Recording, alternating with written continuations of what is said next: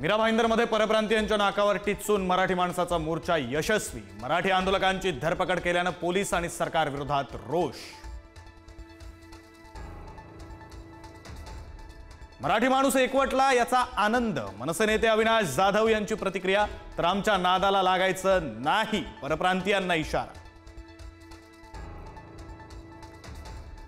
मीरा भाईंदरमधल्या मोर्चाच्या मागे कोण? भाजप आमदार नरेंद्र मेहता यांचा सवाल। आमदार मेहतांवर आम्ही पुरून उरू, अविनाश जाधव यांचा आमदार मेहतांना इशारा।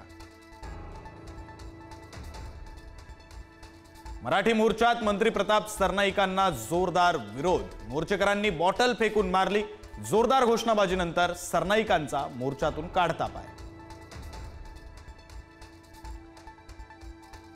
मनसेच्या मोर्चाला परवानगी का नाकारली? मुख्यमंत्री फडणवीसांची राज्याच्या पोलीस महासंचालकांना विचारणा।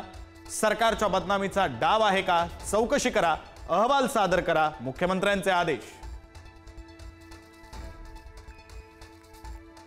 राज ठाकरे आणि उद्धव ठाकरे उद्या पुन्हा एकदा एकत्रित येणार। गिरणी कामगारांच्या मोर्चाला मनसे आणि ठाकरेंच्या शिवसेनेचा पाठिंबा। मालमत्तांची यादी जाहीर करत भाजप खासदार दुबेंनी पुन्हा ठाकरे बंधूंना डिवचलं। इतके पैसे येतात कुठून? एक्सपोज करत निशिकांत दुबेंचा सवाल।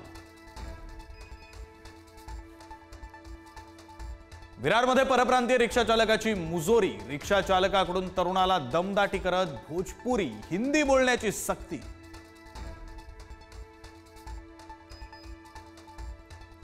आमदार सुरेश धस यांच्या मुलाच्या गाडीच्या धडकेत एकाचा मृत्यू। नगर पुणे हायवेवर अपघात। नितीन शेळकेचा मृत्यू।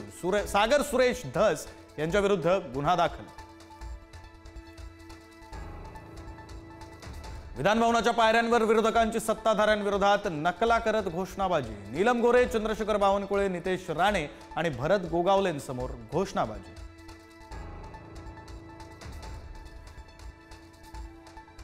महाराष्ट्राचे सुपुत्र आणि सरन्यायाधीश भूषण गवईंचा विधिमंडळात सत्कार। भूषण गवई कार्यकाळात इतिहास घडवणार, मुख्यमंत्र्यांकडून कौतुक।